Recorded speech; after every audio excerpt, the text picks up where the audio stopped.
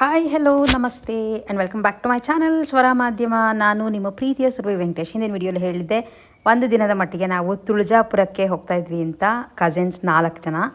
So ನಾವು travel ಮಾಡ್ತಾಯಿದ್ವಿ ಟ್ರೈನಲ್ಲಿ. ಬಟ್ ಟ್ರೈನಲ್ಲಿ ನಡುವೆ ಬುಕ್ಕಿಂಗ್ ಅಂದರೆ ಆಲ್ಮೋಸ್ಟ್ 2 ತಿಂಗಳ 3 ತಿಂಗಳು ಮುಂಚೆನೇ ಬುಕ್ ಮಾಡಿಸಿದ್ವಿ. ಆ್ಯಂಡ್ ನಾವು ಹೊರಟಿದ್ದು ಹಾಸನ್ ಸೋಲಾಪುರ್ ಎಕ್ಸ್ಪ್ರೆಸ್ನಲ್ಲಿ.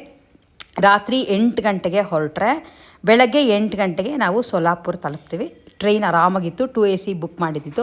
ಹಾಗಾಗಿ ಆರಾಮಾಗಿ ನಾವು ತಿಂಡಿ ಬೆಳಗ್ಗೆ ಮಾಡ್ಕೊಂಡೇ ಹೋಗಿದ್ವಿ. ರಾತ್ರಿ ಅದನ್ನು ತಿಂದು ಟ್ರೈನ್ ಜರ್ನಿ ಎಲ್ಲ ಮುಗಿಸ್ಕೊಂಡು ಬೆಳಗ್ಗೆ ಆಲ್ಮೋಸ್ಟ್ 8:45 9 ಗಂಟೆಗೆ ನಾವು ಸೋಲಾಪುರ್ ರೀಚ್ ಆದ್ವಿ.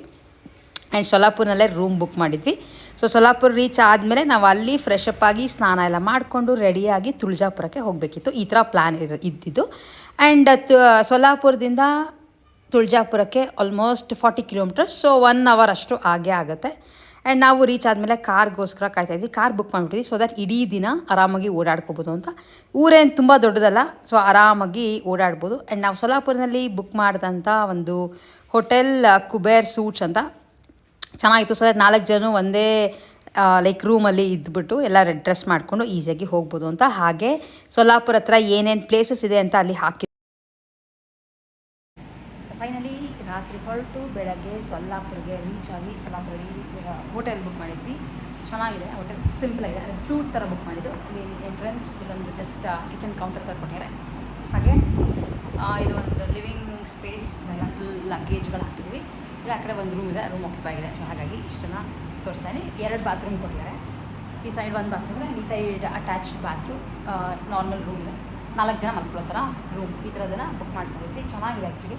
ಆ್ಯಂಡ್ ತುಂಬ ಬಿಸಿಲಿದೆ, ಆಚೆ ಕಡೆ ಸಿಕ್ಕಾಪಟ್ಟೆ ಬಿಸಿಲು. ಈಗ ರೆಡಿಯಾಗಿ ನೆಕ್ಸ್ಟ್ ಕಾರ್ ಬುಕ್ ಮಾಡಿದ್ವಿ, ಅಂದರೆ ಕ್ಯಾಬ್ ಬುಕ್ ಮಾಡ್ಕೊಂಡಿದ್ವಿ ಫುಲ್ ಓಡಾಡೋಕ್ಕೆ ಅಂತ. ಇಲ್ಲಿಗೆ ರೀಚ್ ಆಗಿ ಇಲ್ಲಿಂದ ಮತ್ತೆ ತುಳಜಾಪುರಕ್ಕೆ ಹೋಗ್ತೀವಿ. ತುಳಜಾಪುರ ಇಲ್ಲಿಂದ 40 ಕಿಲೋಮೀಟರ್ಸ್. ಸೊ ಹೋದ್ಮೇಲೆ ತೋರಿಸ್ತೀನಿ ಹೇಗಿರ್ತೈತೆ. ಸದ್ಯಕ್ಕೆ ಸೀರೆ ತೊಗೊಂಡ್ಬಂದೆಲ್ಲ ಇಟ್ಕೊಂಡು ರೆಡಿ ಆಗಬೇಕು. ಸ್ನಾನ ಮಾಡಿಕೊಂಡು ರೆಡಿಯಾಗಿ ಹೊರಡದೆ. ತಿಂಡಿ ಆಚೆ ಹೋಗ್ತಾ ಆನ್ ದ ವೇ ತಿಂದ್ಕೊಂಡು ತುಳಜಾಪುರ ರೀಚ್ ಆಗೋದು. ಇಲ್ಲಿಂದ 40 ಕಿಲೋಮೀಟರ್ಸ್ ಅಷ್ಟೇ. ಸೊ ಆಲ್ಮೋಸ್ಟ್ 1 ಅವರಲ್ಲಿ ತುಳಜಾಪುರ ರೀಚ್ ಆಗ್ತೀವಿ. ಆ್ಯಂಡ್ ಟ್ರೈನ್ ಆರಾಮಾಗಿತ್ತು. ಸೊ ಎಷ್ಟಿದ್ದೇನೆ ರಾತ್ರಿ 9 ಗಂಟೆಗೆ ಹೋದ್ವಿ. ಬೆಳಗ್ಗೆ 8 ಗಂಟೆ ಸೋಲಾಪುರ ಲಾಸ್ಟ್ ಸ್ಟಾಪ್ ಇತ್ತು. ಆ್ಯಂಡ್ ಮತ್ತೆ ಇವತ್ತೆಲ್ಲ ಮುಗಿಸ್ಕೊಂಡು ಮತ್ತೆ ಇವತ್ತು ರಾತ್ರಿ ಟ್ರೈನಿಂದ ಹೊರಟ್ರೆ ಮತ್ತೆ ನಾಳೆ ಬೆಳಗ್ಗೆ ಬೆಂಗಳೂರು. ಸ್ಟೇ ಟ್ಯೂನ್, ತೋರಿಸ್ತೀನಿ. ಹಾಗೆ ಏನೇನು ಶಾಪಿಂಗ್ ಮಾಡ್ತಿದ್ದೀನಿ ಡೆಫಿನೆಟ್ಲಿ ಎಲ್ಲಾದರೂ ನಿಮ್ಮ ಜೊತೆ ಶೇರ್ ಮಾಡ್ತೀನಿ. ಸೊ ದೇವಸ್ಥಾನಕ್ಕೆ ಹೋಗ್ತಿದ್ವಿ ಅಂತ ಇದ್ದಿದ್ದರಿಂದ ಸೀರೆನ ತೊಗೊಂಡು ಬಂದಿದ್ವಿ. ಯಾಕೆಂದರೆ ಪ್ರಿಫರಬಲ್ ಅಲ್ವಾ, ಸೀರೆ ಯಾವಾಗಲೂ ಹೆಂಗಂದ್ರೆ ನನಗೆ ಉಡೋಕ್ಕಾಗಲ್ಲ. ಬಟ್ ದೇವಸ್ಥಾನ ಅಂದರೆ ಸೀರೆ ಉಟ್ಕೋಬೋದು ಅಂತ ತೊಗೊಂಡು ಬಂದು ಬೇಗ ರೆಡಿಯಾಗಿ, ತುಂಬ ಸೆಕೆ ಇತ್ತು. ಬಟ್ ರೆಡಿಯಾಗಿ ಆನ್ ದ ವೇ ನಾವು ಹೋಗಿದ್ದು ಅಲ್ಲೇ ಒಂದು ಕಾಮತ್ ಹೋಟೆಲ್ ಇತ್ತು.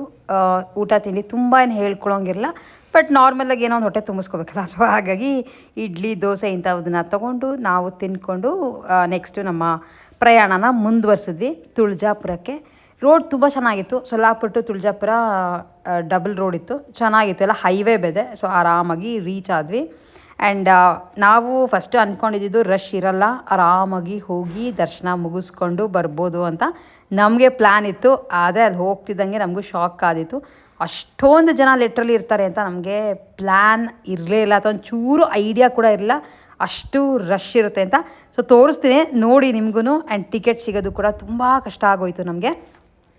ಪಾರ್ಕಿಂಗ್ ಎಲ್ಲೋ ಮಾಡ್ತಾರೆ, ಆ್ಯಂಡ್ ದೇವಸ್ಥಾನ ಎಲ್ಲೋ ಇದೆ, ಅಲ್ಲಿ ನಡ್ಕೊಂಡು ಹೋಗಬೇಕು. ಆ್ಯಂಡ್ ಸುಮಾರು ದೂರದ ಹಿಂದೆ ಚಪ್ಪಲ್ ಸ್ಟ್ಯಾಂಡ್ಗಳಿಂದ ಚಪ್ಪಲಿನ ಅಲ್ಲೇ ಬಿಟ್ಟು ಈ ಥರ ಬರೀಗಾಲಲ್ಲಿ ನಡ್ಕೊಳ್ಬೇಕಾಗತ್ತೆ ದೇವಸ್ಥಾನಕ್ಕೆ. ತುಂಬ ಬಿಸಿಲು ಇದ್ದಿದ್ದಿಲ್ಲ, ಯಾಕೆ ನಾವು ರೀಚ್ ಆಗೋಷ್ಟಕ್ಕೆ ಆಲ್ಮೋಸ್ಟ್ 11:30 ಆಗೋಗಿತ್ತು. 11:30 12 ಗಂಟೆ ಅಂದರೆ ನೆತ್ತಿ ಮೇಲೆ ಬಿಸಿಲು. ಸೊ ಹಾಗಾಗಿ ಕಾಲು ಕೆಳಗಡೆ ಇಡೋಕ್ಕೆ ಆಗ್ತಿರ್ಲಿಲ್ಲ. ಹೆಂಗೋ ನಾವು ಕಷ್ಟ ಪಟ್ಕೊಂಡು ದೇವಸ್ಥಾನದ ಹತ್ರ ಬಂದ್ವಿ. ದೇವಸ್ಥಾನ ಎದುರುಗಡೆ ಚಪ್ಪಲ್ ಸ್ಟ್ಯಾಂಡ್ ಎಲ್ಲ ಇದೆ.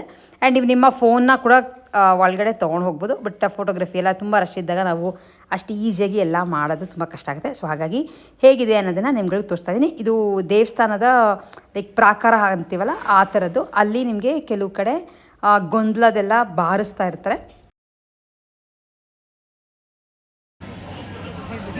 ರಶ್ ಸಿಕ್ಕಾಪಟ್ಟೆ ರಶ್ ಇದೆ. ಆಲ್ಮೋಸ್ಟ್ 5 to 6 hours ಆಗುತ್ತೆ ಕ್ಯೂನಲ್ಲಿ ನಿಂತ್ಕೊಂಡ್ರೆ.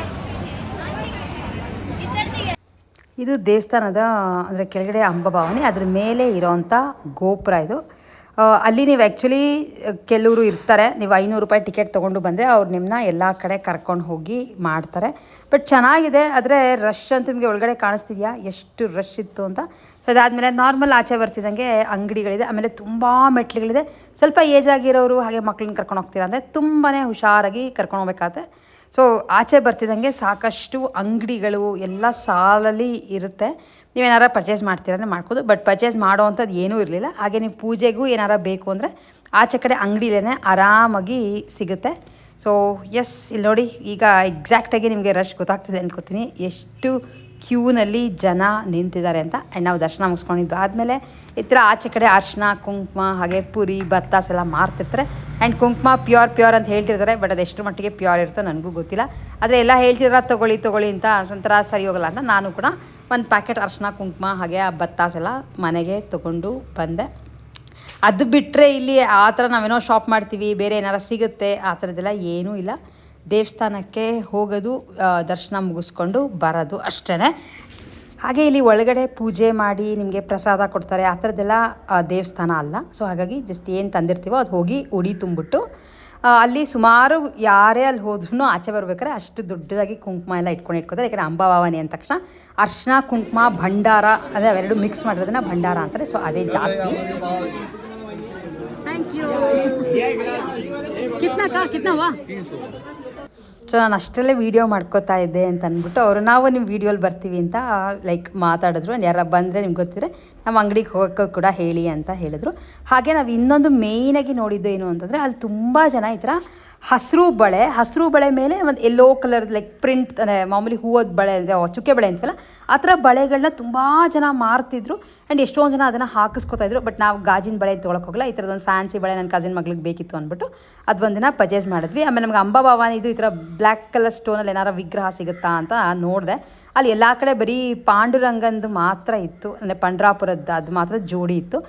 ನೀನು ನಮಗೆ ಸಿಗಲ್ಲ. ಸೊ ಹಾಗಾಗಿ ಏನು ಶಾಪಿಂಗ್ ಮಾಡ್ಕೊಳ್ಳ, ನಾವು ಇದನ್ನು ಮುಗಿಸ್ಕೊಂಡು ಹೋಗೋಷ್ಟಿಗೆ ಫುಲ್ ಸುಸ್ತಾಗ್ಬಿಡ್ತು. ಸೊ ನಾವು ಸೊಲ್ಲಾಪುರಲ್ಲಿ ಸ್ವಲ್ಪ ಶಾಪಿಂಗ್ ಕೂಡ ಮಾಡೋಣ ಅಂದ್ಕೊಂಡಿದ್ವಿ, ಬಟ್ ಯಾವುದೂ ಆಗಲಿಲ್ಲ. ನಾವು ರೀಚ್ ಆಗೋಷ್ಟಿಗೆ 4:15 ಆಗೋಯಿತು ಸೊಲ್ಲಾಪುರ. ಆ್ಯಂಡ್ ನಮ್ಗೆ ಅವತ್ತೇ ರಾತ್ರಿ 7:30-8 ಗಂಟೆಗೆ ಟ್ರೈನ್ ಇತ್ತು. ಸೊ ಹಾಗಾಗಿ ಏನು ತೊಗೊಳ್ದಂಗೆ ದರ್ಶನ ಮುಗಿಸ್ಕೊಂಡು ವಾಪಸ್ ಹೊರಟ್ವಿ.